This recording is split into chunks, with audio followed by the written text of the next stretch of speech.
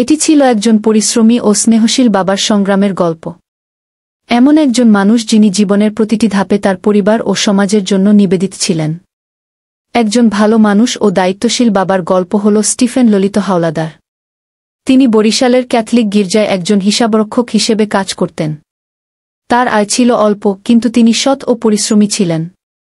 তার এই অল্প আয়ের মাধ্যমে তিনি তার পরিবারের ভরণ পোষণের ব্যবস্থা করতেন এবং তিনি সুশৃঙ্খল ও খ্রিস্টীয় পরিবার নিয়ে জীবনযাপনের চেষ্টা করতেন।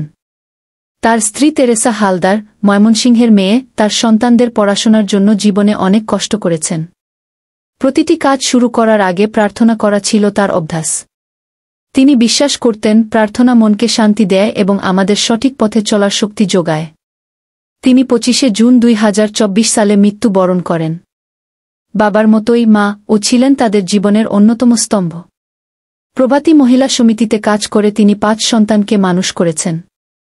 স্টিফেন ললিত হাওলাদার সবসময় তার সন্তানদের বলতেন, ভালো মানুষ হও এবং সমাজের কল্যাণে নিজের স্বাস্থ্য ও সম্পদ দিয়ে সেবা কর। তার এই উপদেশ তার সন্তানদের জীবনের নীতি হয়ে দাঁড়ায়। তিনি সবসময় তার সন্তানদের সততার পথ অবলম্বন করতে বলতেন। জীবনের কঠিন পরিস্থিতিতেও তিনি কখনোই অন্যায় পথে যাননি।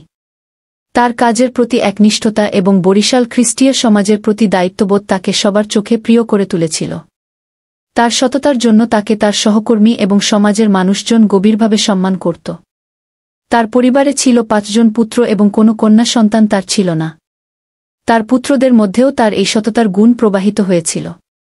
লিও শান্তি হাওলাদার তার পিতার শিক্ষার অনুসরণ করে সমাজসেবা কাজের সাথে যুক্ত হন। তিনি বরিশালের নবগ্রাম রোড, গোলপুকুর পাড় শ্রী লিলিয়ান ব্যারেল সাথে পুত্র ও কন্যাগণ নিয়ে বসবাস করেন। লুক সুভাষ হাওলাদার শ্রী রোজি মিত্র সাথে পুত্রগণ ও পুত্রবধূ নিয়ে পরিবারসহ দূরদেশ কানাডায় বসবাস করেন। লুডোভিক সুশান্ত হাওলাদার এক সফল এনজিও কর্মী হিসাবে গড়ে ওঠেন। বরিশাল শহরে তিনি তার স্ত্রী রীতা গনসালভেস ও 3 সন্তান নিয়ে বসবাস করেন। লরেন্স সুব্রত হাওলাদার, যিনি ক্যাথলিক পুরোহিত হিসেবে মানুষের সেবা করার পথ বেছে নিয়েছেন, তার পিতা ও দাদু জাকব হাওলাদারের আধ্যাত্মিক শিক্ষা এবং মানবিক মানসিকতার সহায়তায় ও রোমের পূর্ণ পোপ কর্তৃক নিযোগপ্রাপ্ত হয়ে বর্তমানে তিনি চট্টগ্রাম ধর্মপল্লীর মাননীয় আর্চবিশপ পদে অধিষ্ঠিত আছেন। ফ্রান্সিস সন্তোষ হাওলাদারের অকাল মৃত্যু তাদের পরিবারে গভীর বেদনা নিয়ে আসে, তবে তা তাদের বিশ্বাস ও ঐক্য আরও দৃঢ় করে। স্টিফেন ললিত হাওলাদারের জীবন কেবল তার পরিবারের জন্য নয়, বরং সমাজের জন্য ছিল এক আলোকবর্তিকা। তার শিক্ষা, আদর্শ এবং সংগ্রামী জীবন প্রতিটি মানুষের জন্য এক চিরন্তন অনুপ্রেরণা হয়ে থাকবে।